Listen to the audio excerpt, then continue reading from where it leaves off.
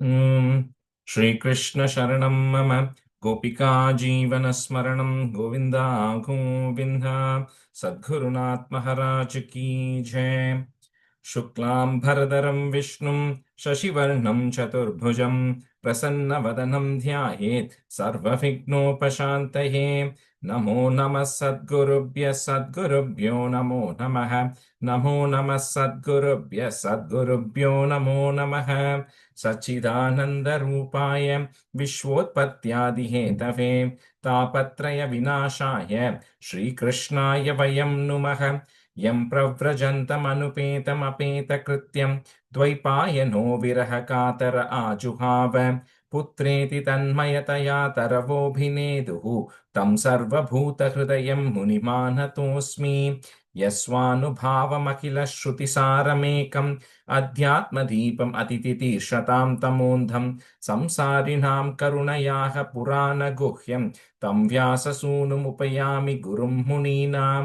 योगीन्द्राय नमस्तस्मै शुकाय ब्रह्मरूपिणे संसारसर्पदष्टं यो विष्णुरातममुमुचते कालव्यालमुखग्रास त्रासनिर्नाशहेतवे श्रीमद्भागवतं शास्त्रं कलौकीरेण भाषितम् एतस्मादपरं किञ्चित् मनःशुद्ध्यै न विद्यते जन्मान्तरे भवेत् पुण्यं तदा भागवतं लभेत् ज्ञानवैराग्यसम्पूर्णान् हरिभक्तिपरायणान् पूर्वाचार्यातहं वन्दे सम्प्रदायप्रवर्तकान् भगवन्नाम साम्राज्यं लक्ष्मी सर्वस्वविग्रहं श्रीमद्बोधेन्द्रयोगीन्द्र देशिकेन्द्रम् उपास्महे।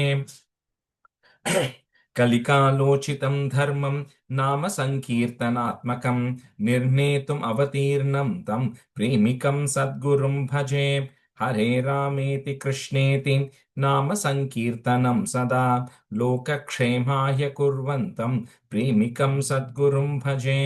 जन्माद्यस्य यतोऽन्वयादितरतश्चार्तेष्वभिज्ञस्वराट् तेने ब्रह्महृदाय आदिकवये मुह्यन्ति यत्सूरयः तेजो वारिमृदां यथा विनिमयो यत्र त्रिसर्गो मृषा धाम्ना स्वेन सदा निरस्तकुहकं सत्यं परं धीमहि धर्मः प्रोज्झितकैतवोऽत्र परमो निर्मत्सराणां सतां वेद्यं वास्तवमत्र वस्तु शिवदं तापत्रयोन्मूलनम् श्रीमद्भागवते महामुनिकृते किं वा परैरीश्वरः सद्यो हृद्यवरुध्यतेऽत्र कृतिभिः शुश्रूषिभिस्तत्क्षणात् निगमकल्पतरोर्गलितं फलं शुकमुखात् अमृतद्रवसंयुतं पिबत भागवतं रसमालयं मुहुरहो रसिका भुवि भावुकाः नारायणं नमस्कृत्य नरं चैव नरोत्तमं देवीं सरस्वतीं व्यासं ततो जयमुदीरयेत् श्रीमद्भागवताख्योऽयं प्रत्यक्षः कृष्ण एव हि स्वीकृतोऽसि मया नाथ मुख्यर्थं भवसागरे मनोरथो मदीयोऽयं सफलः सर्वदा त्वया निर्विघ्नेनैव कर्तव्यो दासोऽहं तव केशव। श्रीहरये नमः श्रीहरये नमः श्रीहरये नमः। गोपिका जीवनस्मरणं गोविन्द गोविन्द सद्गुरुनाथ महाराज की जय। Welcome everyone. Good evening. Okay, so 31 to 56. Okay.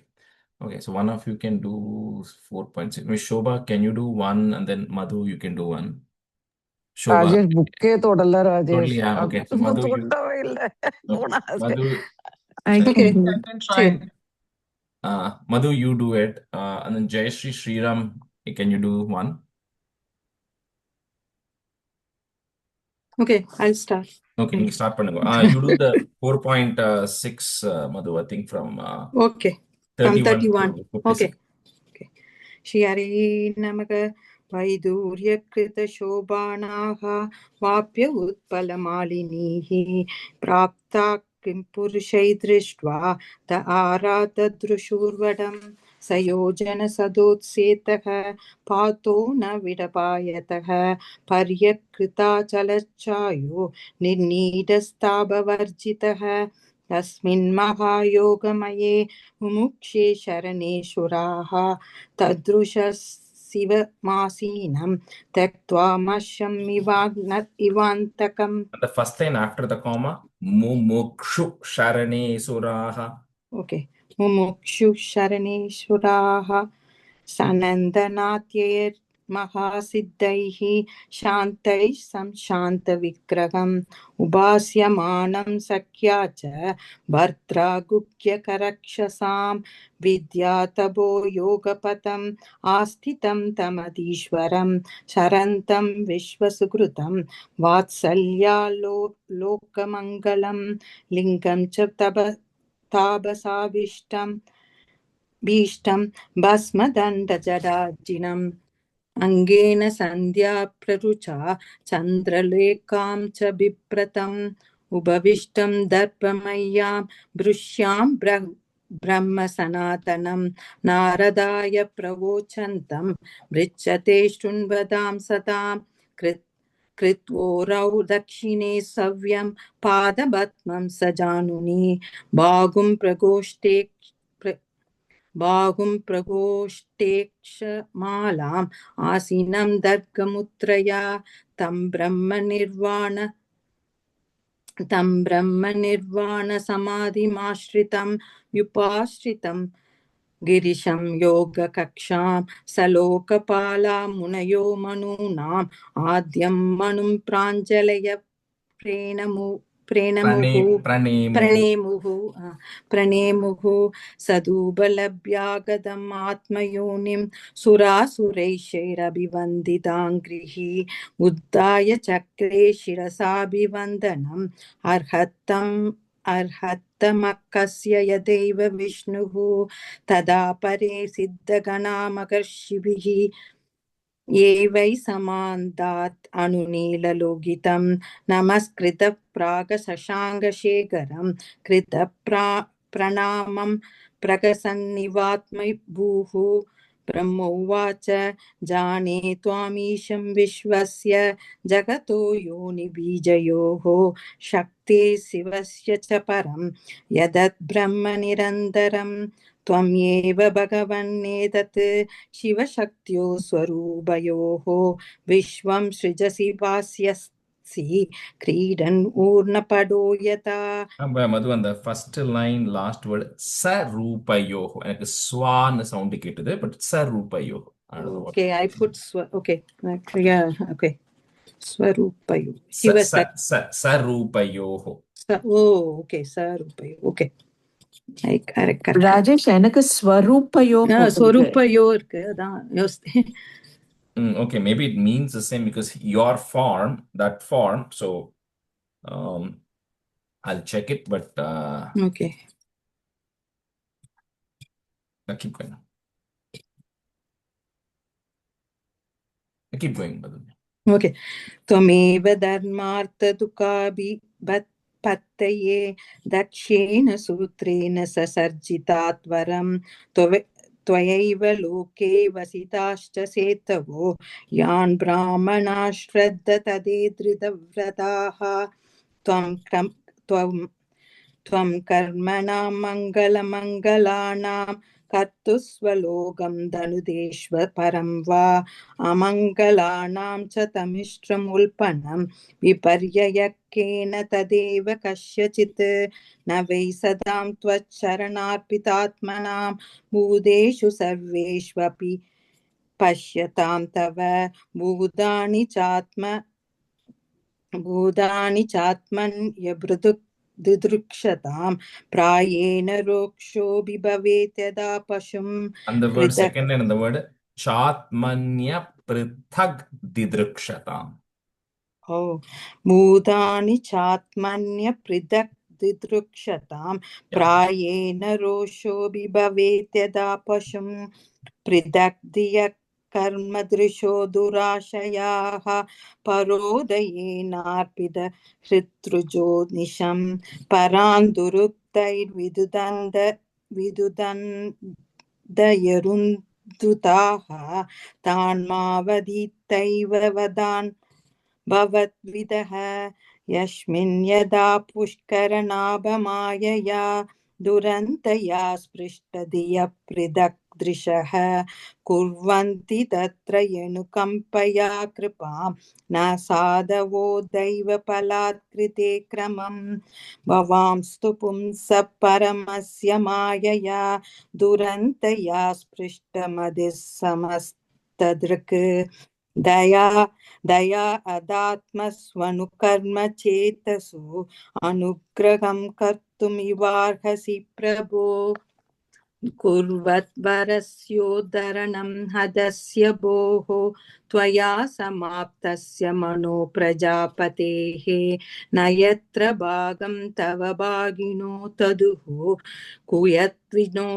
कुयज्विनो येन महो निनीयते जीवता त्यजमानोऽयं प्रबध्येत अक्षिणीपगः भृगोश्मश्रुणि रोहन्तु भूष्णो तन्दाष्टपूर्ववत् देवानां भग्नगात्राणां ऋत्विजां चायुधाश्मभिः भवदानुगृहीतानाम् आसुमन्योस्तवनादुरम् एष ते रुद्रभागोऽस्तु यदुशिष्टोत्वरस्य वै यज्ञस्ते रुद्रभागेन कल्पतामद्य यज्ञगन् इति श्रीमद्भागवते महापुराणे पारमहंस्यां संहितायां चतुर्थस्कन्धे रुद्रसान्त्वनं नाम षष्ठोऽध्यायः।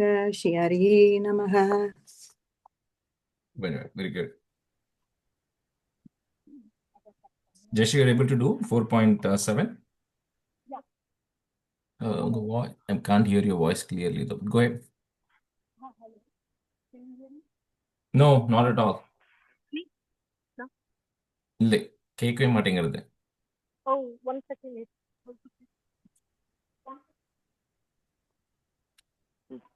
Speaker ஆனாலே ஒன்றும் I think we can hear it very mildly, but not much. मैत्री उवाच இப்போ கேட்குறது. ஓகே கேக்குறதா? சாரி. अद सप्तमोऽध्यायः। मैत्रेयी उवाच इत्यजेनानुनीतेन भवेन परिदुष्यदा अप्यदायि महाबाहो रहस्य श्रूयतामिति। श्रीमहादेव उवाच नागं प्रजेशबालानां वर्णयेनानुचिन्तये देवमायाभिभूतानां दण्डस्तत्र त्रिदो मया प्रजापदे तक्तशीष्णो भवत्वजमुगं शिरसः मित्रस्य चक्षुषे ते मित्रस्य चक्षुषे छेद भागं स्वं पर्हिषो भगः। First line, last word, just shiraha. Mukham shiraha. Oh, shiraha. Okay. भूषादु यजमानस्य तद्भिर्जक्षदु बिष्टबुक् देवः प्रकृत सर्वांगाः ये म उच्चेषणं तदुः बाहुभ्याम् अश्विनोः पूष्णो हस्ताभ्यां कृतबाहवः भवन्त्वद्वर्यवशान्ये बस्तश्मश्रुर्भृगुर्भवेत्। मैत्रेय उवाच तदा सर्वाणि भूतानि श्रुत्वा मिडुष्टमोदितं परिदुष्टात्मभिस्ताद साधु सात्वित्यदा ब्रुवन् तदो मीत्वांसम् आमन्त्र्य सूनासीराः सहर्षिभिः भूयस्तद्देव यजनं समीपत् वेदसो ययुः विदायकात्स्नेन स तत् यदाह भगवान् भवः तदुः कस्य कायेन स वनीय पशोशिरः सन्दीयमाने शिरसि दक्षो रुद्राभिवीक्षितः सत्यशुप्त इवोतस्थौ तदृशे शाक्रदो मृडम् तदा वृषध्वज द्वेषकलिकात्मा प्रजापतिः कलिलात्मा प्रजापतिः शिवावलोकात् अभवत् शिवावलोकात् अभवत् चरत्रद इवामलः भवस्तवाय कृदधीः नाशक्नोत् अनुरागदः औत्कण्ड्यात् बाष्पकलया सम्प्ररेदां सुधां स्मरन् कृच्छ्रात् संस्तप्य च कृच्छ्रात् संस्तप्य च मनः प्रेम विह्वलिदः शशंस निर्व्यलीकेन भावेनेशं प्रजापतिः दक्ष उवाच भूयान् अनुग्रह अहो भवदा कृदो मे तण्डस्त्वया मयि पृदो यदभिप्रलप्तः न ब्रह्मबन्धुषु च वां भगवन् नवज्ञा दुभ्यं हरेश कुद एव त्रिदव्रदेषु विद्यातपो व्रतधरान् मुगदस्म विभ्रान् ब्रह्मात्मतत्त्वमविदुं प्रथमं Okay, and then the tune you have to remember that is the 4 line, right? So Vidyatapo Vratadaran Mukatasma Vipran. அது அப்படியே கரெக்ட் சேர்த்து படிக்கணும். Because it's 4 line, right? So otherwise your tune will go off, but that's okay. Keep going, yeah. ब्रह्मात्म तत्त्वमविदुं प्रथमं त्वमस्राक् तद् ब्राह्मणान् परम सर्व विभत्सुपासी बालः पशुनीव विभो प्रकृहीददण्डः. Sorry, I lost it. That's okay. It's a new one. Yeah. Yoso maya vidida tattva drisha sabhayam shipto drukti vishikai aganaya tanmam arvak padandam arhatama nindaya pat दृष्ट्यात्रया स भगवान् स्वकृतेन दुष्येत् मैत्रेयुवाच क्षमाप्यैवं समीत्वांसं ब्रह्मणा चानुमन्त्रितः कर्मसन्धानयामास सोपाध्यायर्त्विगादिभिः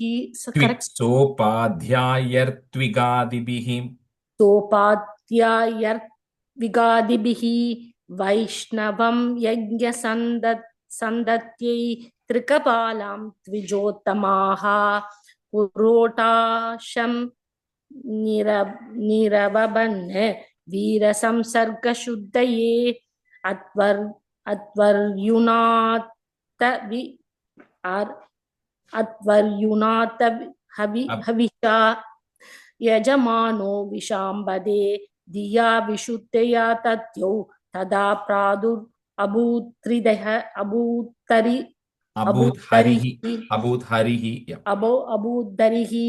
तदा स्वपरया देशां द्योतन्त्या दिशो दश मुष्णं तेज उभानीदः दाक्ष्येन सोस्त्रवाजिना.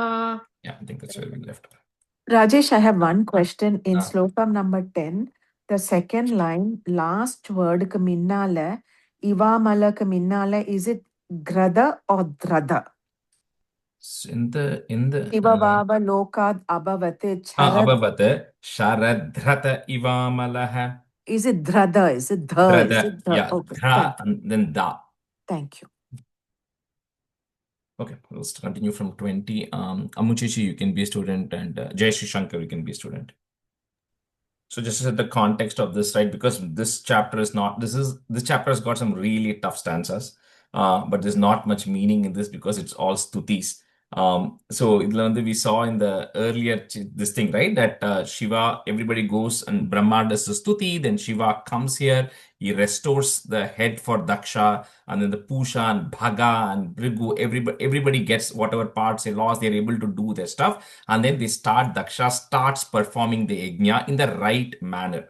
And when Daksha and everybody starts performing the yajna in the right manner, then in front of them, Lord Narayana is appearing, so which is where Prabhut Harihi, Pradur Abhut Harihi in stanza 18. So Hari is coming. So 20 and 21 is a description that they see of Lord Narayana there. Shyamo Hiranya Rashanorka Kirita Justo, Neelalaka Bhramara Mandita Kundalasya. Next word, some books might have Shankabja, just Shanka and Abja, but my book has Kambvabja, which also means the same thing. Okay, so it's essentially holding that you're holding the conch and discus and all of those things. It's just two different meanings. So it's okay if you want to keep whatever you want, but I'm going to use the word Kambvabja, Kambu and Abja, two words combined. Okay, so Kambvabja, Chakra, Shara, Chapa, Gadasi, Charma, and then put a plus. Vyagrair, Hiranmaya, Bhujairiva, Karnikaraha. Rajesh, Vyagraya, Vyagraya. Vyagrair, Hiranmaya, Bhujairiva, Karnikaraha. Shyamo Hiranya Rashanorka Kirita Justo, Neelalaka Bhramara Mandita Kundalasyaha. Kamvabja Chakra Shara Chapa Gadasi Charma Vyagrair Hiranmaya Bhujairiva Karnikaraha. Shyamo Hiranyarashanorka Kireedajusto Neelalagabhramara Kundalasyaha Kambvabja Chakrashara Chabagadasi Charma Vyagrair Hiranmaya Bhujairiva Karnikaraha. Shyamo Hiranyarashanorka Kirita Justo Neelalaka Bhramara Mandita Kundalasyaha Kamvabja Chakra Sharachapa Gadhasi Charma Vyagrair Hiranmaya Bhujairiva Karnikaraha.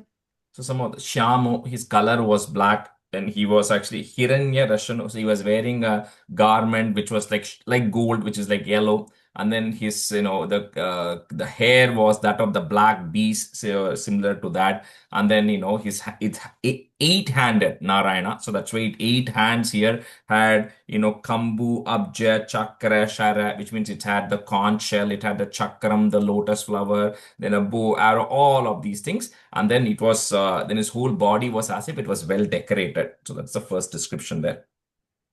Vakshasya Dhishrita Vadhur Vanamalyudara, put a plus, Hasavaloka Kalaya Ramayamscha Vishwam, Parshva Brahmat Vyajana Chamara Raja Hamsaha, Shvetata Patra Shashinopari Rajyamanaha. So again, he's saying, of course, Lord Narayana is going to look beautiful because, it was like Mahalakshmi is situated in his bosom, situated in his chest. So naturally, he's going to look extremely beautiful. And he also has Hasavaloka, he's having a very smiling and a pleasant face, which was Ramayamscha, which captivated everybody which was there. And in this particular thing, they give a very unique description, which I have not seen anywhere else. It says that it was like fans of white hair were on both sides like white swans, which is the first time that a description is coming. They didn't use the word wings or anything, so I don't want to say it that way. But it kind of said like there was fans of white hair which was there on either side, and it was like enveloping him like a moon. That's what it is kind of saying there, which is the first time I'm hearing anything described like that. Vakshasya Dhishita Vadhurvanamalyudaraha Savaloka Kalaya Ramayamscha Vishwam Parshva Brahmat Vyajana Chamara Raja Hamsaha Shvetata Patra Shashino Parirajyamanaha. Vakshasya Dhisridavadhurvanamalyudaraha Savaloka Kalaya Ramayamscha Vishwam पार्श्वभ्रमद्व्यजनचामरराजहंसः श्वेतादपत्रशशिनोपरि रज्यमानः वक्षस्यधिश्रितवधूर्वनमाल्युधार हासावलोककलया रमयंश्च विश्वं पार्श्वभ्रमद्यजनचामरराजहंसः श्वेतातपत्रशशिनोपरि रज्यमानः.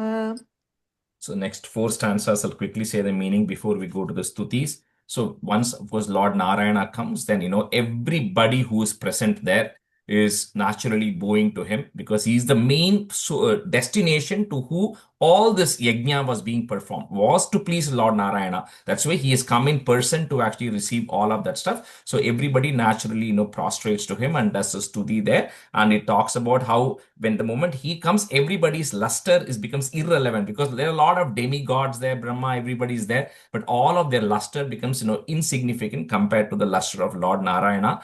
And then, at that point, if they offer all the whatever offerings are there to Narayana, and since even though nobody can truly understand or describe the greatness or understand Narayana, each one in their own way, in their own perspective, does a stuti from stanza 26. So that's why 25 says that nobody can truly, define. 24 says nobody can truly define him. Nobody can truly explain who he is or, praise him, which does justification. So each one does according to their capability. Tamupagatam alakshya, sarve sura ganadayah pranemus sahasothaya, brahmendra treksha nayakaha.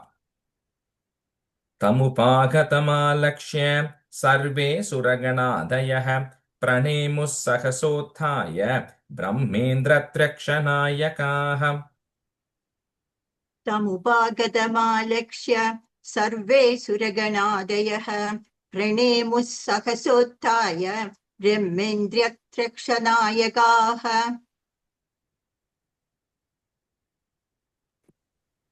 तमुपागतमालक्ष्य सर्वे सुरगणादयः प्रणेमुः सहस्थोत्थाय ब्रह्मेन्द्रत्रक्षनायकाः.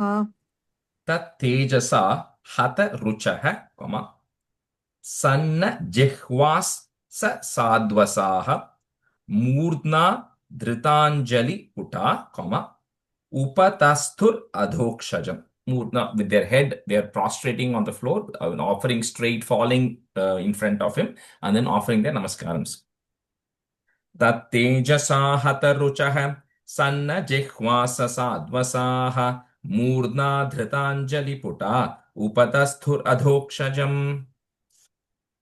तत्तेजसा हतरुजः सन्नजिह्वाः साध्वसाः मूर्ध्ना धृताञ्जलिपुटा उपदस्तुरधोक्षजम्.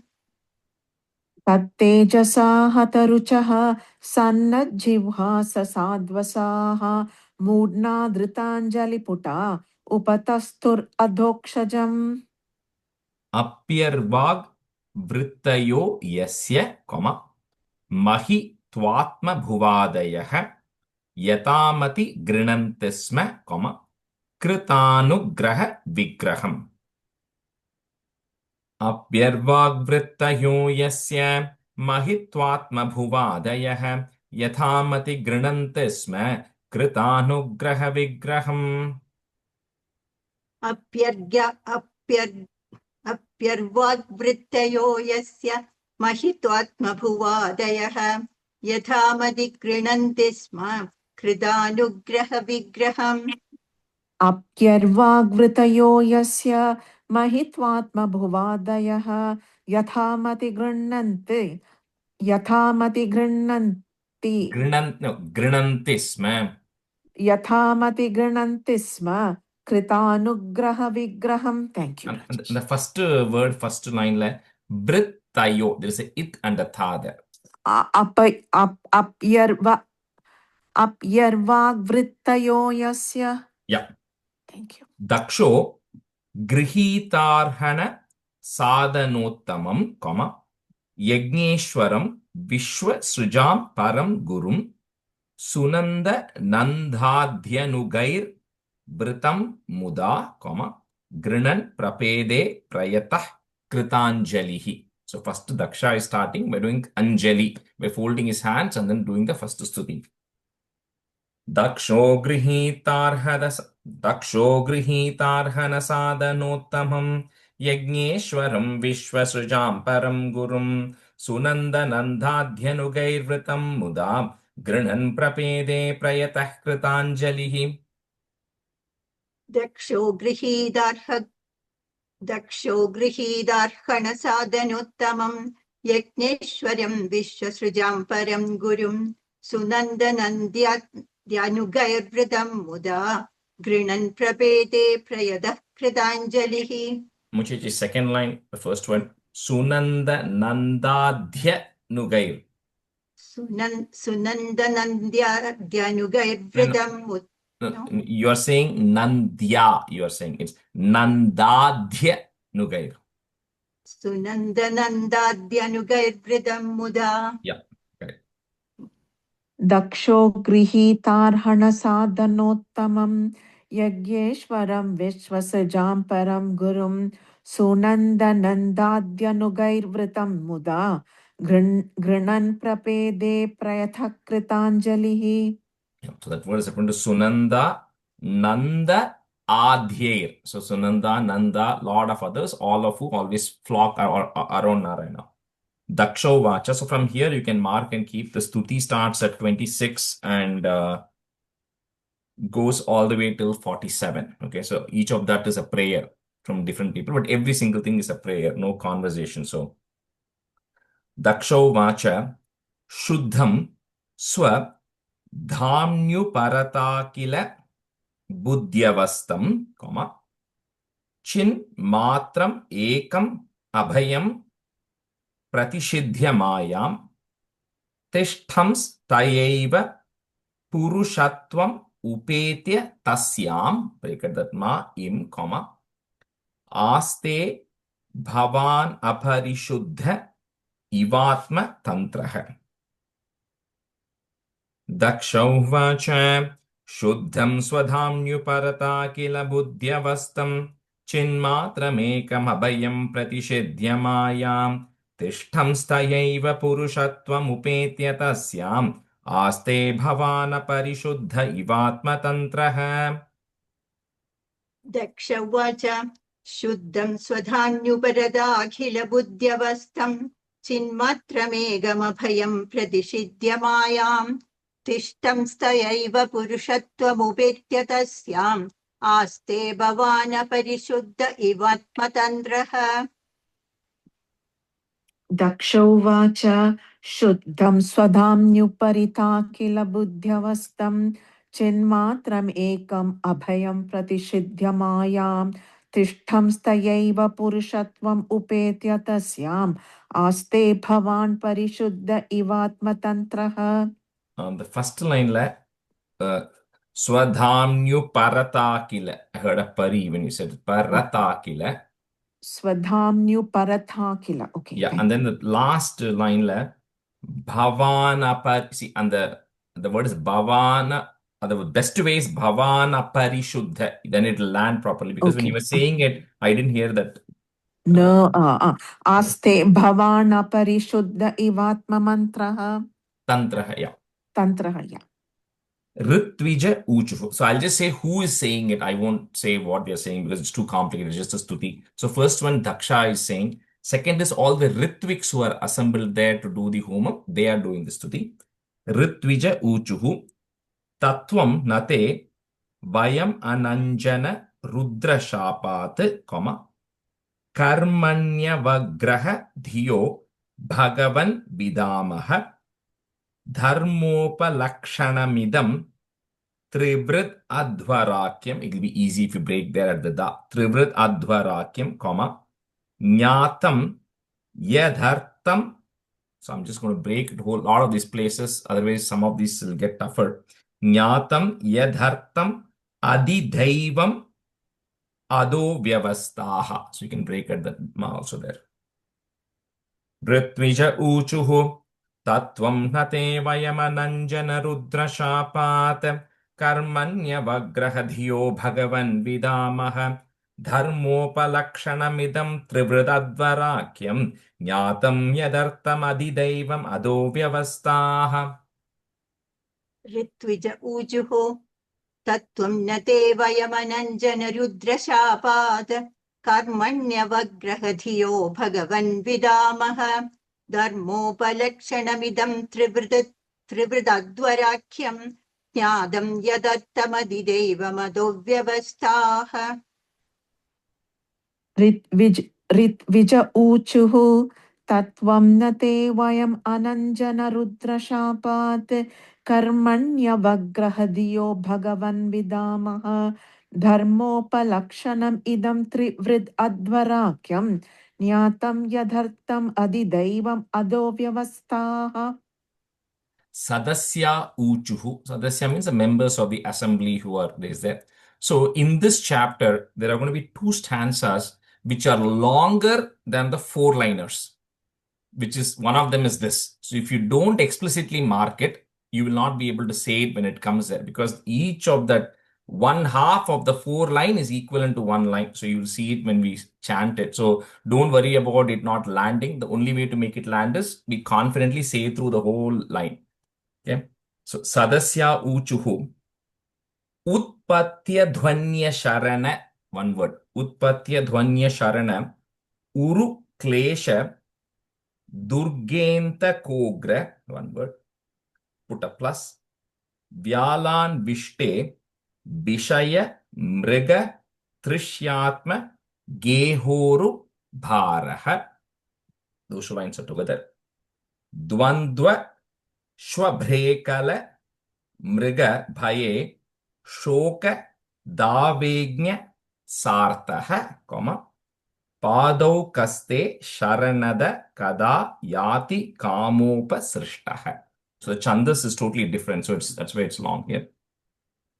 Sadasya Uchuhu Utpatya Dhvanya Sharana Uruklesha Durgenta Kogra Vyalan Vishte Vishaya Mrigatrishyatma Geho Rubharaha Dvandvashvabhrekala Mriga Bhaye Shoka Davegnya Sartaha Padau Kaste Sharanada Kada Yati Kamopasrishtaha.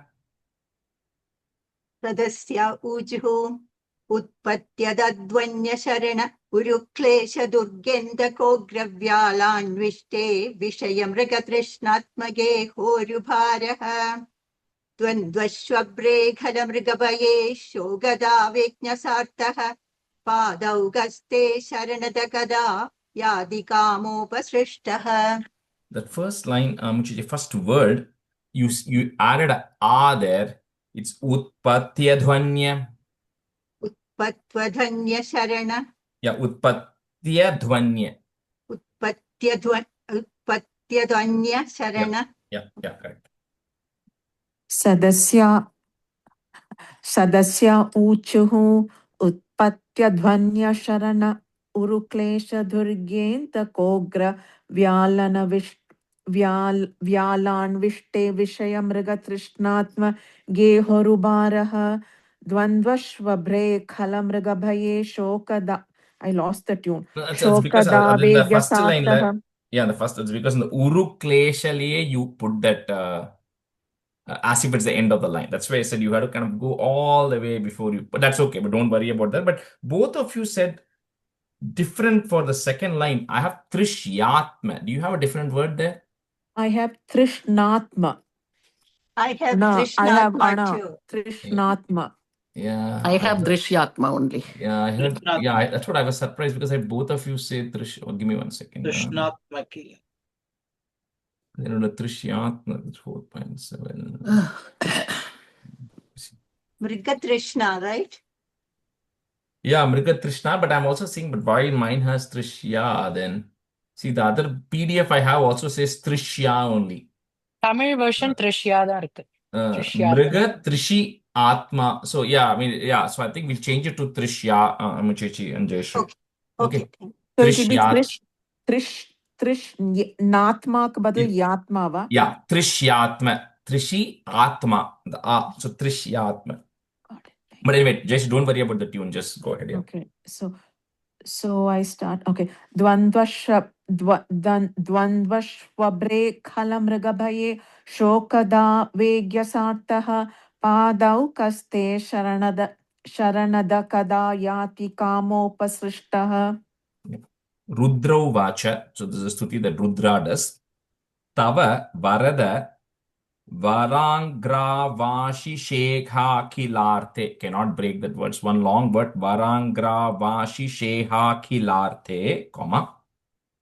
Hyapi Munibhir, break at that ra. Asaktair, again break at that ra. Adarenarhaniye. So at least those two ras you can break there. Yadi Rachita Dhiyam Ma Vidya Lokopa Vidham, comma. Japati na ganaye tatvat paranugrahena.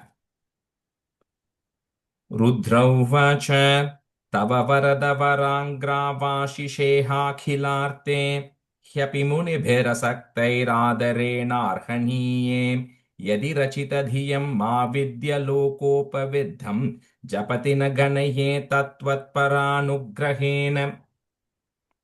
Rudra उवाच तव वरदवराङ्घ्रावाशिषेहाखिलार्ते ह्यपि मुनिभिरसक्तैरादरेणार्हणीये यदि रजितधियं मा विद्यलोकोपविद्धं जपति न गणये तत्त्वत्परानुग्रहेण.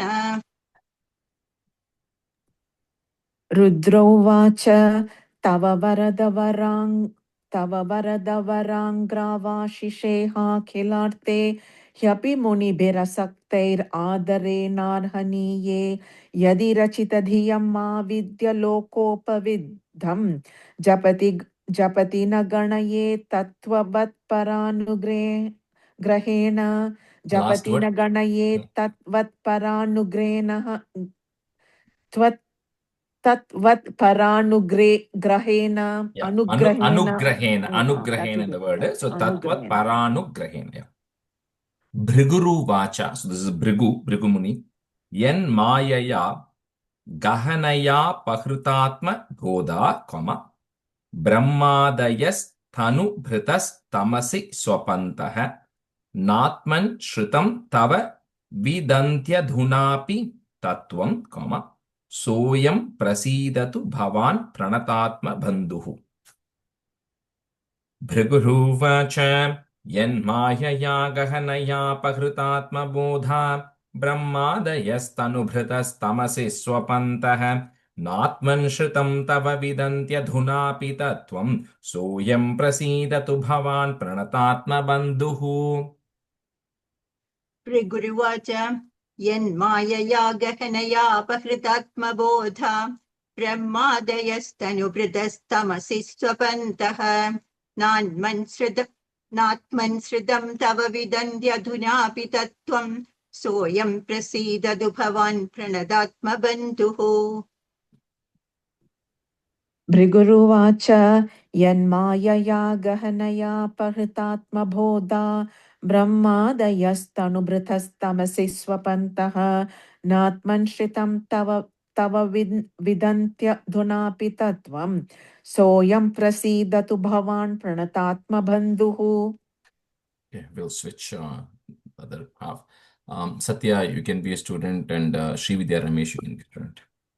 The reason this is some chapter so nice and beautiful is because it's instead of one person praising, when you have like a 25th anniversary or 50th birthday, everybody comes and talks about how great that person is. But this is everybody is doing that, right? So you never get it in such a condensed form of everybody coming and praising, doing a stuti to Lord Narayana. Normally it's one person doing it, right? Here it's everyone doing it condensed in one place. Brahmo Vacha, Brahma doing, Naitat Swarupam Bhavatosau Padartha, put a plus, Veda Grahaif Purusho Yavadikshet, Jnanasya Chartasya Gunasya Chashrayo, another plus, Maya Mayat Vyatirikto Yatastvam. Brahmauvacha Naitatswarupam Bhavatosau Padartha Veda Grahaif Purusho Yavadikshet, Jnanasya Chartasya Gunasya Chashrayo Maya Mayad Vyatirikto Yatastvam. ब्रह्मोवाच नैतस्वरूपं भवतोऽसौ पदार्थभेदग्रहैः पुरुषो यावदीक्षेत ज्ञानस्य चार्थस्य गुणस्य चाश्रयो मायामया व्यतिरिक्तो यतस्त्वम् ब्रह्मोवाच नैतत्स्वरूपं भवतोऽसौ पदार्थभवेद्ग्रहैः पुरुषो यावदीक्षेत ज्ञानस्य चार्थस्य गुणस्य चाश्रयो मायामयात् व्यतिरिक्तो यतस्त्वम् Second line, first word, Bheda Grahaif. भेदग्रहैः. Okay. Yeah. Indra Vacha, Indra telling. Idam apyachyuta. So, idam api achyuta, 3 words, but said as 1 word. Idam apyachyuta vishwa bhavanam, comma. Vapurananda karam mano drisham. Sura vidvit Kshapanair udayudhaihi. Add a visarga comma. Next, on top of the bhuja, there is a ir that goes away. Bhuja dhandair upapannam ashtabihi. Upapannam ashtabihi or upapannam ashtabihi if you want to. Indrauvacha idamapyachyuta vishwabhavanam vapuranandakaram manodrisham sura vidvit kshapanairuda bhujadandairupapanam ashtabihi. Indra uvacha idamapyachyuta vishvabhavanam vapuranandakaram manodrishtasham suravidvishtakshapanair udayudhaihi bhujadandair upapannamashtabhihi. इन्द्रोवाच इदमप्यच्युत विश्वभावनं वपुरानन्दकरं मनोदृशां सुरविदिष्टक्षपणैरुधायुधैः भुजदण्डैरुपपन्नमष्टभिः. Second line, first word. Sura vidvit kshapanair. Suravidvitkshapanairuthayudaihi. Correct? Yeah. Patnya uchuhu. So this is the wives of the people who are doing all this act of the Ritviks and everybody, all the wives who are assembled, their stuti. Yajñoyam tava yajanaya kena srishto, comma, vidvastaf pashupatinadya daksha kopat tam nastvam shava shayanabha shanta medham, comma, yajñatman nalina rucha drisha punihi, short e. Patnya unchuhu yajñoyam tava yajanaya kena srishto vidvastaf pashupatinadya daksha kopat tam nastvam shavashayanabha shanta medham yajñatman nalina rucha drisha punihi. Patnya uchuhu yajñoyam tava yajanayakena srishto vidvastaf pashupatinadya dakshakopat tam nastvam shavashayanabhashantamedham yajñatman nalinaruchadrusha punihi. पत्न्योवाच यज्ञोऽयं तव यज्ञाय केन सृष्टो विध्वस्तः पशुपतिनाद्य दक्षकोपात् तं नस्त्वं शवशयनाभशान्तमेधं यज्ञात्मन्नलिनरुचादृशा पुनिः. Yeah, the first yajanaya, I think you should have half each there. It's full ja, yajanaya. Yajana, okay. Rishaya uchuhu. So all the rishis who are there. Ananvitam te bhagavan vicheshtitam, comma, yadatmana charasi hi karma najyase vibhutaye yata upasedurishwarim, comma, na manyate swayam anuvartatim bhavan. Rishaya uchuhu ananvitam te bhagavan vicheshtitam yadatmana charasi hi karma najyase vibhutaye yata upasedurishwarim na manyate swayam anuvartatim bhavan. ऋषय ऊचुः अनन्वितं ते भगवन् विचेष्टितं यदात्मना चरसि हि कर्मणाज्यसे विभूतये यत दुरीश्वरी न मन्यते स्वयमनुवर्ततीं भवान्.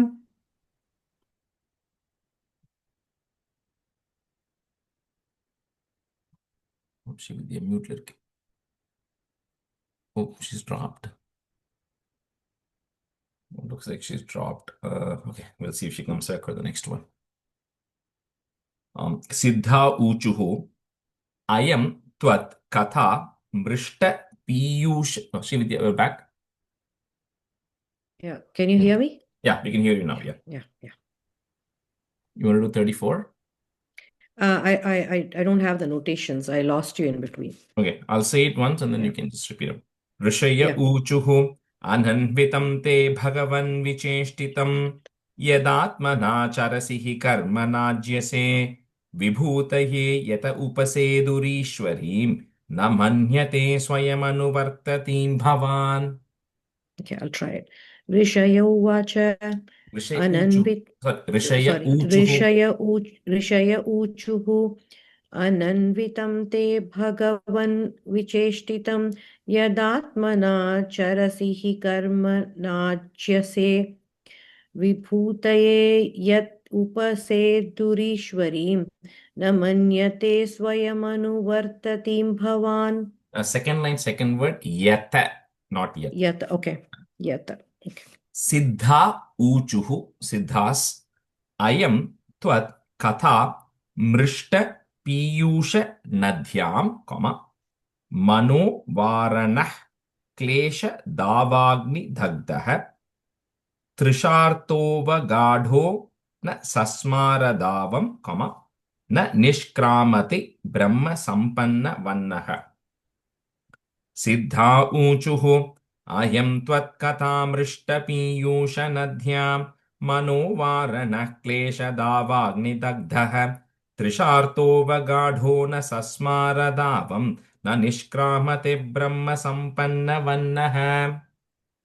Siddha uchuhu ayam tvat katamrishta piyusha nadyam mano varana kleshadavagni dagdaha Trusharto vagado na sasmaradavam na nishkramapi brahma sampannavannaha. Siddha uchuhu ayam tvat katha mrishta piyusha nadyam manovara varanah klesha davagni dagdah trisharto vagadho na sasmaradavam na nishkramati brahma sampannavannaha. Yajamanyu vacha. So the Yajamani here is referring to the name of the wife of Daksha. So the wife of Daksha is saying this. Swagatam te prasidesha tubhyam namaha, Srinivasa Shriya Kantaya Trahinaha Twamritedhisha Nangai Makashobhate, Shirsha Hinah Kabandho Yatha Purushaha. Yajamanyuvacha Swagatam te prasidesha tubhyam namaha Srinivasa Shriya Kantaya Trahinaha Twamritedhisha Nangair Makashobhate Shirshahinah Kabandho Yata Purushaha. Yajamanyuvacha swagatam te prasidesha tubhyam namaha Srinivasa shriya kantaya trahinaha Twamrite disha nangair makashobhate Shirshahina kabando yata purushaha. I have Purushan Can you irukku, hear correct? me? Purushaha. I Purushan can't hear you. I'm going to repeat it. Oh, you can't hear us? No, it's connecting to my phone because my sugar meter is connecting to it. So it's switching over. Okay. You want to say So I'll right? just repeat it. Okay. Yeah. Okay. Yajamanyuvacha Swagatam te prasidesha tupyam namah Srinivasa Shriya Kantaya Trahinah त्वामृते दीशनाट्यैर्मखः शोभते शीर्षहीनः कबन्धो यत्ता पूरुषः. And the I'll nangair, disconnect and come back. ing sound anga, nangair Nangair. makash. Okay. Lokapala uchuhu. So Lokapalas here refers to the deities or the rulers of the various planets and all the things. Lokapala uchu. Drishtah kim no dhrigbirasat grahais tvam, comma. Pratyak drashta drishyate ena drishyam. Maya hesha bhavadiya hi bhuman, comma. Yastvam shashtaf panchabhir भासि भूतैः. लोकपाला ऊचुः दृष्टः किं नो धृग्भिरसद्ग्रहैस्त्वं प्रत्यग्द्रष्टा दृश्यते येन दृश्यं माया ह्येषा भवदीया हि भूमन् यस्त्वं षष्ठः पञ्चभिर्भासि भूतैः. लोकपाला ऊचुः दृष्टः किन्नो दृग्भिरसद्ग्रहैस्त्वं प्रत्यग्द्रष्टा दृश्यते येन दृश्यं माया ह्येषा भवदीया हि भूमन् यस्त्वं षष्ठः पञ्चभिर्भासि भूतैः. लोकपाला ऊचुः दृष्टः किं नो दृग्भिरसद्गृहैस्त्वं प्रत्यग्दृष्टा दृश्यते येन दृश्यं माया ह्येषा भवदीया हि भूमन् यस्त्वं पृष्ठः पञ्चभिर्भासि भूतैः. Last, यस्त्वं षष्ठः. Okay. यस्त्वं षष्ठः पञ्चभिर्भासि भूतैः. And this is this is one nice stuti here which kind of says that everybody, when you tell somebody to describe something, they can only describe it to the ability of what they can perceive, right? So like you give something, a child will describe as something, you will describe as something because you have more knowledge of it. So this is what the Lokapala is saying, that like whatever stuti we say, it's going to be not right stuti for you because we are only able to describe you with our perception, which is so limited compared to truly your perception. So it is whatever we are doing, we are not doing justice because you are beyond all the 5 elements that we can think of. You are the 6th, you are the Shashtaf, 6th one, which is beyond our knowledge.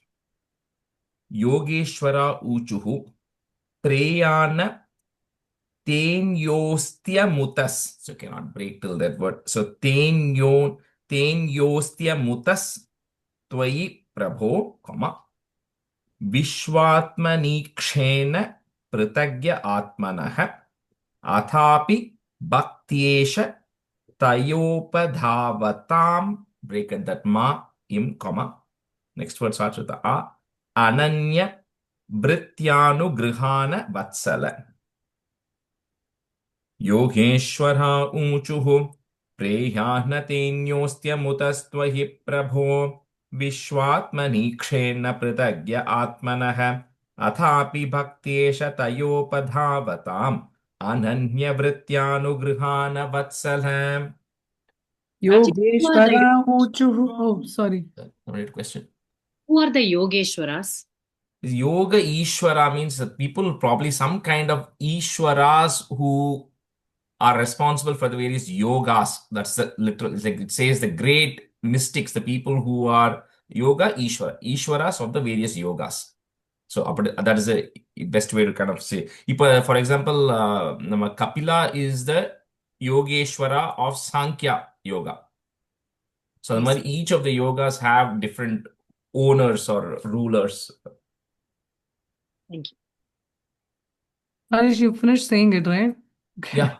Okay. Let someone ask questions. I wasn't sure. Okay.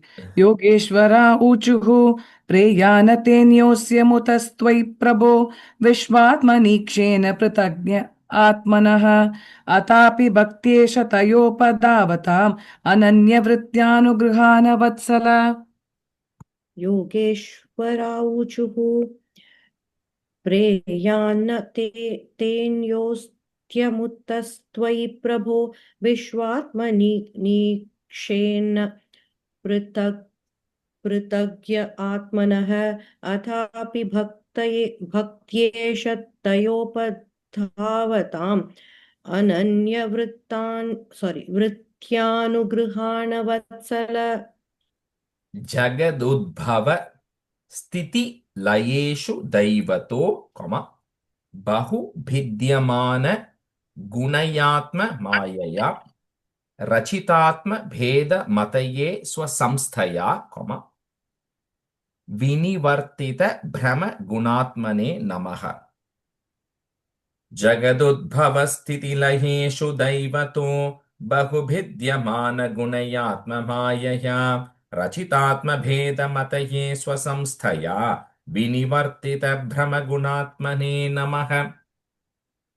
जगदुद्भवस्थितिलयेषु दैवतो बहुविद्यमानगुणयात्ममायया रचितात्मभेदमतये स्वसंस्थया विनिवर्तितभ्रमगुणात्मने नमः। जगदुद्भवस्थित sorry sorry, something is wrong. Sorry. जगद उद्भव स्थिति लयेषु स्थितिलयेषु okay जगदुद्भवस्थितिलयेषु दैवतो बहुविद्यमानगुणयात्ममायया रचितात्मभेदमतये स्वसंस्थया विनिवर्तितभ्रमगुणात्मने नमः। Brahmovacha. So here this Brahma is the word is repeating again because in this case it is like he is representing all the Vedas together, all the 4 Vedas. The previous in stanza 31 it was Brahma's Brahma. This is from the context of that. Namaste Shruta Satvaya, Dharmadinam cha Sutaye Nirgunaya cha Yat Kashtam, Naham Veda Parepicha.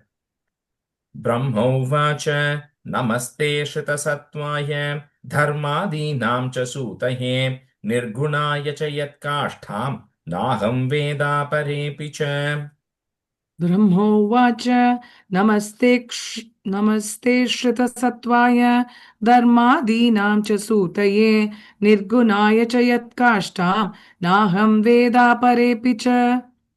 ब्रह्मोवाच नमस्ते श्रुतसत्त्वाय धर्मादीनां च सूतये निर्गुणाय च यत्काष्ठां नाहं वेदापरेऽपि च। अग्निरुवाच यत्तेजसाहं सुसमिद्धतेजा हव्यं वहे स्वद्वर आज्य सिक्तं तं यज्ञीयं पंचविधं च पंचभिः स्विष्टं यजुर्भिः प्रणतोऽस्मि यज्ञम्। अग्निरुवाच यत्तेजसाहं सुसमिद्धतेजा हव्यं वहे स्वद्वर आज्यसिक्तं तं यज्ञियं पंचविधं च पंचभिः स्विष्टं यजुर्भिः प्रणतोऽस्मि यज्ञम्। अग्निर्वाच यत्तेजसाहं सुसमिद्धतेजा எப்படி வரும்? सुसमिद्धतेजा यत्तेजसाहं सुसमिद्धतेजा हव्यं वहे स्वद्वर आज्यसिक्तं तं यज्ञयं पंचविधं च पंचभिः स्विष्टं यजुर्भिः प्रणतोऽस्मि यज्ञम्। second line, second word. Tam yajniyam. Oh, tam yajniyam panchavidam. Okay. अग्निरुवाच यत्तेजसाहं सुसमिद्धतेजा हव्यं वहे स्वद्वर आज्यसिक्तं तं यज्ञं पंचविधं च पंचभिः स्विष्टं यजुर्भिः प्रणतोऽस्मि यज्ञम्। Same on the word. Tam yajniyam. I've lost you again. Sorry. Tam yajni. I can't hear you. Oh, you can't. You can hear me, but I can't hear you. Yeah, I can. I'll come back. Okay. Deva uchuhu pura. This is again one of those long ones, so you have to make a note. Deva uchuhu pura kalpapahe swakritam udari kritya vikritam, twamevadhyas तस्मिन् सलिल उरगेन्द्राधिशयने पुमान् शेषे सिद्धैर्हृदि विमृशिताध्यात्म पदविः comma स एवाध्याक्ष्णोर्यः cannot break this word so एवाध्याक्ष्णोर्यः पति चरसि भृत्यान वसिनः. I'm assuming you're back. Okay. देवा ऊचुः पुरा कल्पापाहे स्वकृतमुदरीकृत्य विकृतं त्वमेवाद्यस्तस्मिन् सलिल उरगेन्द्राधिशयने पुमान् शेषे सिद्धैर्हृदि विमृशिताध्यात्मपदविः स एवाध्याक्ष्णोर्यः पतिचरसि भृत्यानवसिनः. देवा ऊचुः पुरा कल्पापाये स्वकृतम् उदरीकृत्य विकृतं त्वमेवाद्यस्तस्मिन् सलिल उरगेन्द्रादिशयने पुमान् शेषे सिद्धैर्हृदि सिद्धैर् right? सिद्धैर् या पुमान् शेषे सिद्धैर्हृदि विमृशिताध्यात्मपदविः स एवाद्याक्ष्णोर्यः पतिचरसि भृत्यानवसिनः. देवाऊचुः पुरा कल्पापाये स्वकृतमुदरीकृत्य विकृतं त्वमेवाद्यस्तस्मिन् सलिल उरगेन्द्रादिशयने पुमान् शेषे सिद्ध्यैर्हृदि विमृशितात्ताध्यात्मपदविः स एवाद्याक्ष्णोर्यः पथि चरसि भृत्यानवसिनः. the third line वसिनः yeah sorry third line mattum siddhair you used a ya sound there is no ya there just okay siddhair hridi okay सिद्धैर्हृदि okay yeah gandharva uchuhu the gandharvas amsham shaste deva maricyadaya ete comma brahmendradya devagana rudra puroghaha क्रीडा भाण्डं विश्वमिदं यस्य विभूमन् comma तस्मै नित्यं नाथ नमस्ते करवाम. गन्धर्वा ऊचुः अंशांशास्ते देवमरीच्यादय एते ब्रह्मेन्द्राद्या देवगणा रुद्रपुरोगाः क्रीडा भाण्डं विश्वमिदं यस्य विभूमन् तस्मै नित्यं नाथ नमस्ते करवाम. गन्धर्वा ऊचुः अंशांशास्ते देवमरीच्यादय एते ब्रह्मेन्द्राद्या देवगणा रुद्रपुरोगाः क्रीडाभाण्डं विश्वमिदं यस्य विभूमन् तस्मै नित्यं नाथ नमस्ते करवाम. गन्धर्वा ऊचुः अंशंशास्ते देवमरीचयादय एते ब्रह्मेन्द्राद्या देवगणा रुद्रपुरोगाः क्रीडाभाण्डं विश्वमिदं यस्य विभूमन् तस्मै नित्यं नाथ नमस्ते करवाम. Sorry, Karavama. Okay. The first line, Maricyadaya, ich, Maricyadaya. Maricyadaya ete. Correct. Okay. Yeah. Vidyadhara uchuhu. Vidyadharas, another level of planetary beings.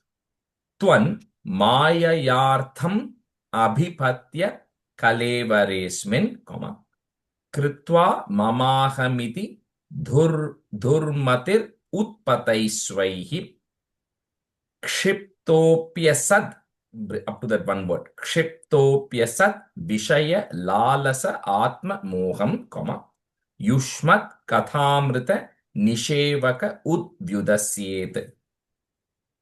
Vidyadhara ऊचुः त्वन्माययार्तमभिपद्य कलेवरेऽस्मिन् कृत्वा ममाहमति दुर्मतिरुत्पतैस्वैः क्षिप्तोऽप्यसद्विषयलालस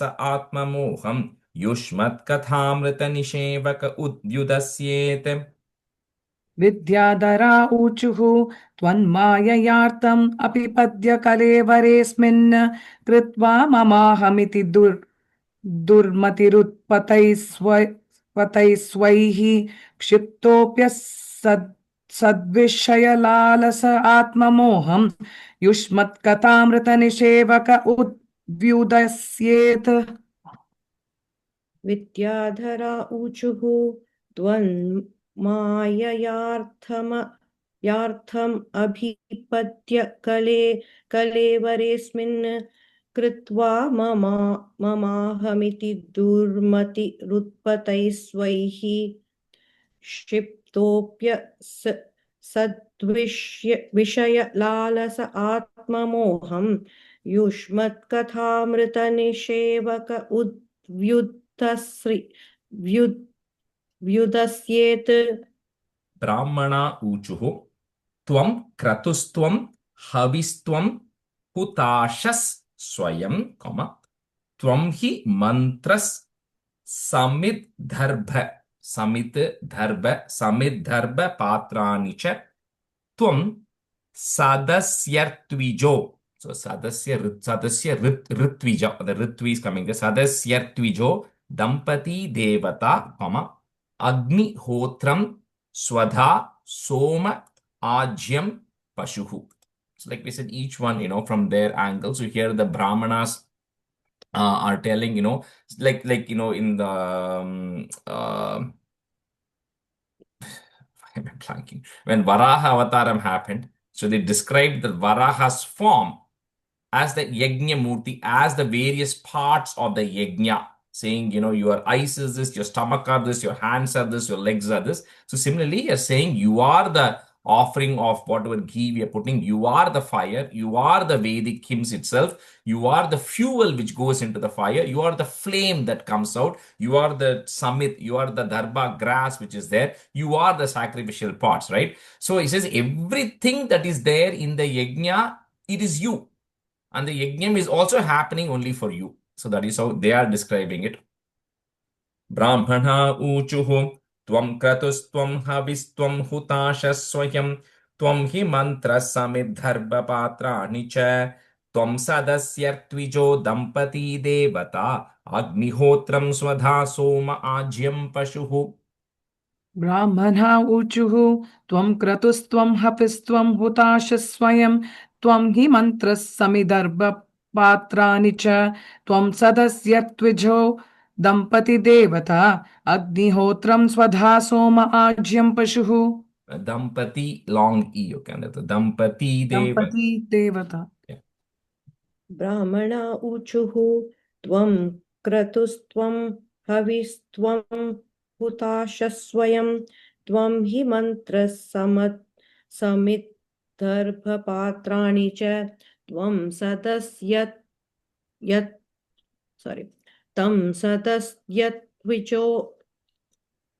That word is Tvam sadasyartvijo. Yartvijo, okay. Tvam sadasyartvijo dampati devata agnihotram swadha som ajyam pashuhu. Soma ajyam pashuhu. Soma, okay. All right, we'll switch last one. Savita, you can be a student, and Narayani, you can be a student.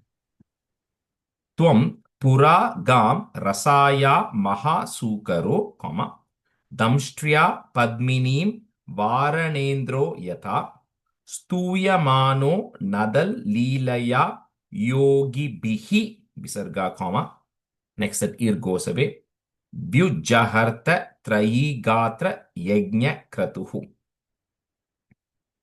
Tvam puragam rasaya mahasukaro damshriya padminim varanendro yata stuyamano nadallilaya yogi bihi vyujaharta trahi gatra yajna kratuhu.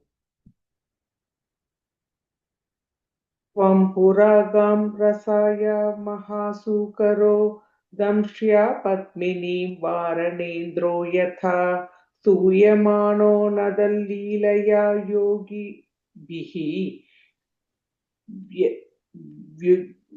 व्युज्जहर्त त्रयीगात्रयज्ञक्रतुः. Rajesh, Yeah. question. Second line, damshtrayanu போட்டிருக்கேன். Damshtriya. Damshtriya. Yeah. Not traya, damshtriya. Trya. Triya. Thank you.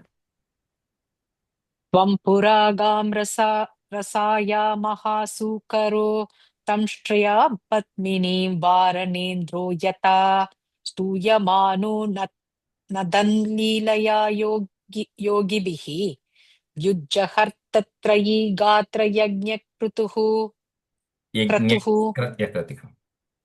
यज्ञक्रतुः स प्रसीद त्वम् अस्माकं, just breaking at that, त्वम् अस्माकं आकाङ्क्षतां, दर्शनं ते परिभ्रष्ट सत्कर्मणां कीर्त्यमाने नृभिर्नाम्नि यज्ञेशते, यज्ञ विघ्नाः.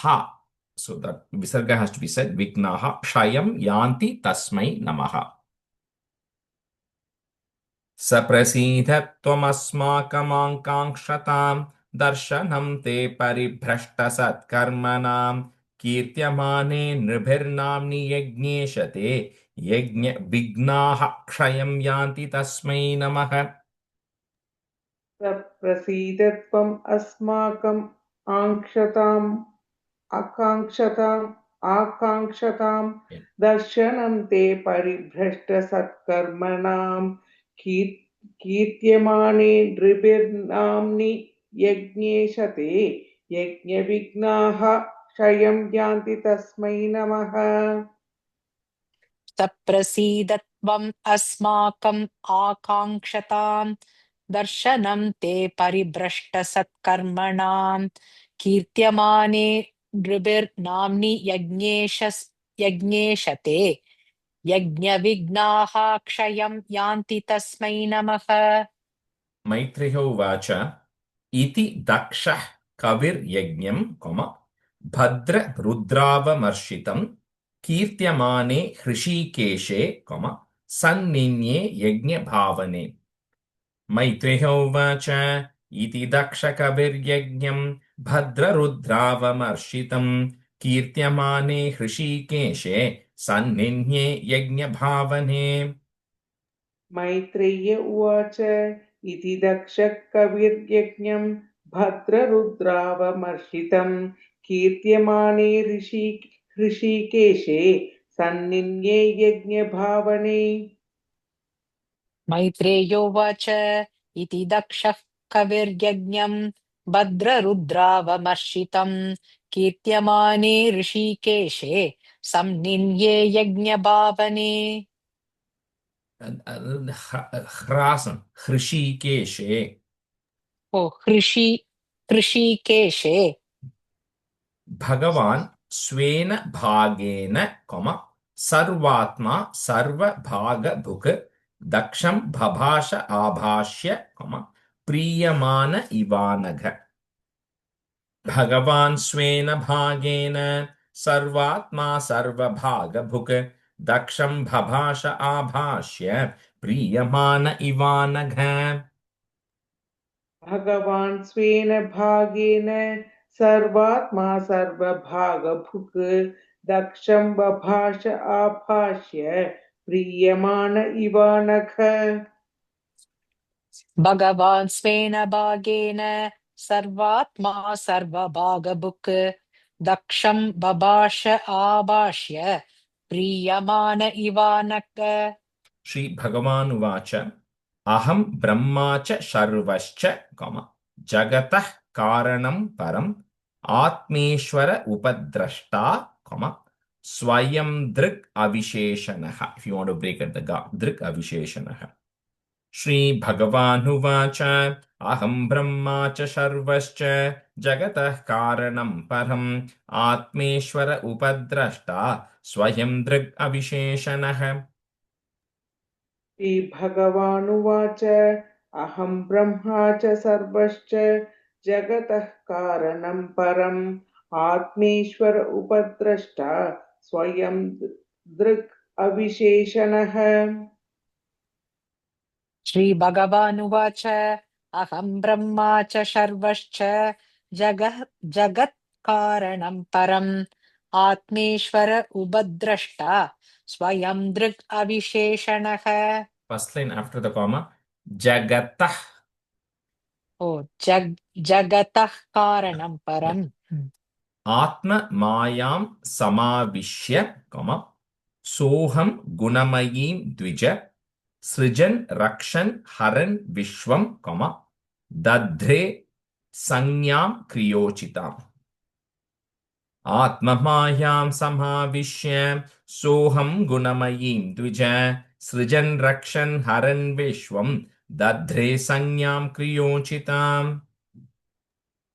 आत्ममायां समाविश्य सोऽहं गुणमयीं द्विज सृजन् रक्षन् हरन् विश्वं दध्रे संज्ञां क्रियोचिताम् आत्ममायां समाविश्य सोऽहं गुणमयीं द्विज सृजन् रक्षन् हरन् विश्वं दद्रे संज्ञां क्रियोचिताम् तस्मिन् ब्रह्मण्यद्वितीये कॉमा केवले परमात्मनि ब्रह्म रुद्रौ च भूतानि comma भेदेनाज्ञोनुपश्यति. That's one word. You cannot break that.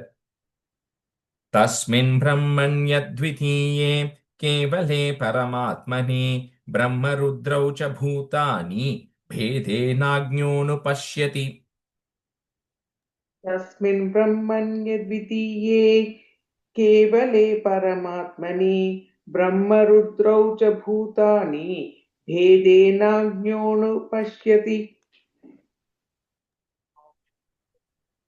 तस्मिन् ब्रह्मण्यद्वितीये केवले परमात्मनि ब्रह्मरुद्रौ च भूतानि भेदेनाज्ञोनुपश्यति यथा पुमान्न स्वाङ्गेषु शिरः पाण्यादिषु क्वचित् पारक्य बुद्धिं कुरुते एवं भूतेषु मत्परः.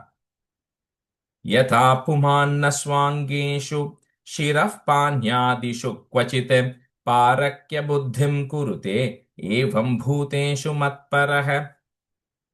यथा पुमान्नस्वाङ्गेषु शिरः पाण्यादिषु क्वचित् पारक्य बुद्धिं कुरुते एवं भूतेषु मत्परः यथा पुमानस्वाङ्गेषु शिरः पाण्यादिषु क्वचित् पारक्य बुद्धिं कुरुते एवं भूतेषु मत्परः त्रयाणामेक भावानां यो न पश्यति वैभिदां सर्वभूतात्मनां ब्रह्मन् स शान्तिम् अधिगच्छति. Breaking at that mark. त्रयाणामेक भावानां यो न पश्यति वैभिदां सर्वभूतात्मनां ब्रह्मन् स शान्तिम् अधिगच्छति. त्रयाणामेकभावानां यो न पश्यति वैभिदां सर्वभूतात्मनां ब्रह्मन् स शान्तिम् अधिगच्छति त्रयाणामेकभावानां यो न पश्यति वैभिदां भूतात्मनां ब्रह्मन् स शान्तिम् अधिगच्छति. मैत्रेयो उवाच एवं भगवतादिष्टः प्रजापति पतिर्हरिम् अर्चित्वा क्रतुना स्वेन देवानुभयतो यजत्. That's one word.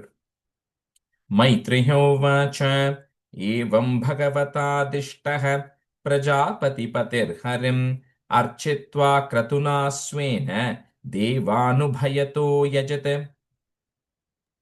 मैत्रेय उवाच एवं भगवतादिष्टः प्रजापतिपतिर्हरिम् अर्चित्वा क्रतुना स्वेन देवानुभयतो यजत् मैत्रेयोवाच एवं भगवतादिष्टः प्रजापतिपतिर्हरिम् अर्चित्वा क्रतुना स्वेन देवानुभयतो यजत्. रुद्रं च स्वेन भागेन ह्युपाधावत् समाहितः कर्मणोदवसानेन सोमपानितरानपि 3 lines here उदवस्य सहर्त्विग्भिः सस्नाववभृतं 1 word सस्नाववभृतं ततः रुद्रं च स्वेन भागेन ह्युपाधावत् समाहितः कर्मणोदवसानेन सोमपानितरानपि उदवस्य सहर्त्विग्भिः सस्नाववभृतं ततः रुद्रं च स्वेन भागेन ह्यपादावत् समाहितः कर्मणोदवसानेन सोमपानितरानपि उदवस्य सहत्विग्भिः सस्नाववभृतं ततः. And the first line after the comma, hu sound. Hupadavat. Okay. Hyupadavat samahitah. रुद्रं च स्वेन भागेन ह्युपादावत् समाहितः कर्मणोदवसानेन सोमपानितरानपि उदवस्य सहर्त्विग्भिः सस्नाववभृतं ततः वभृतं या तस्मा अप्यनुभावेन स्वेनैवावाप्त राधसे धर्म एव मतिं दत्वा त्रिदशास्ते दिवं ययुः तस्मा अप्यनुभावेन स्वेनैवावाप्त राधसे धर्म एव मतिं दत्वा त्रिदशास्ते दिवं ययुः तस्मा अप्यनुभावेन स्वेनैवावाप्तराधसे धर्म एव मतिं दत्वा त्रिदशास्ते दिवं ययुः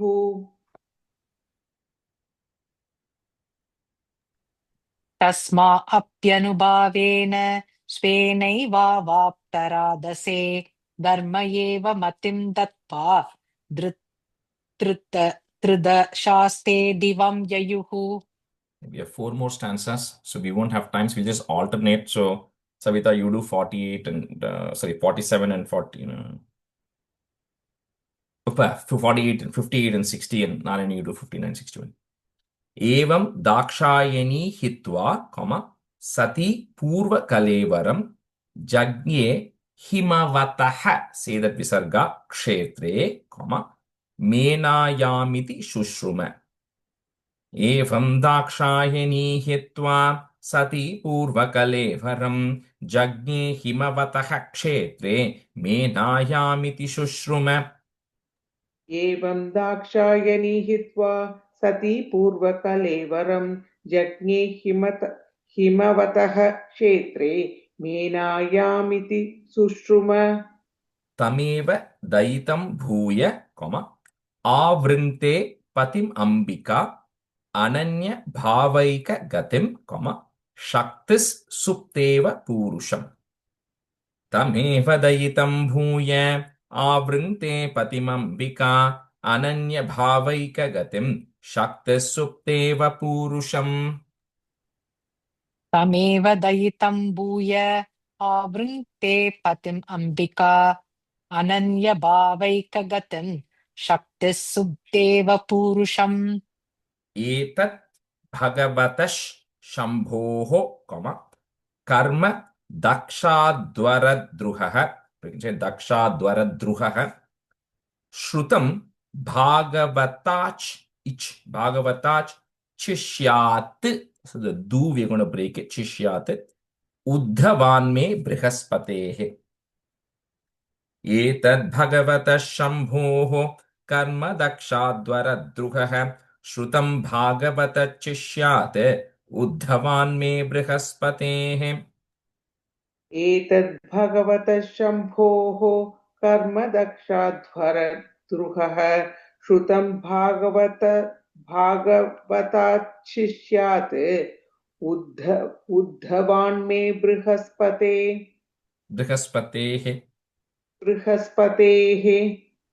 इदं पवित्रं Parmish चेष्टितं यशस्यम् आयुष्यम् अघौघ marshanam yo nityada karnya naronu kirtayed, dhunotyagam kaurava bhakti bhavatah. Idham pavitram paramisha cheshtitam yashasyamaayushyamaghaughamarshanam yo nityada karnya naronu kirtayed, dhunotyagam kaurava bhakti bhavatah. Idam pavitram paranisha cheshtitam yashasyamaayushyam agauga marshanam yo nityada karnya naronu kirtayed dunotyagam kaurava bhakti bhavatah. इति श्रीमद्भागवते महापुराणे पारमहंस्यां संहितायां चतुर्थस्कन्धे दक्षयज्ञसन्धाननाम सप्तमोऽध्यायः।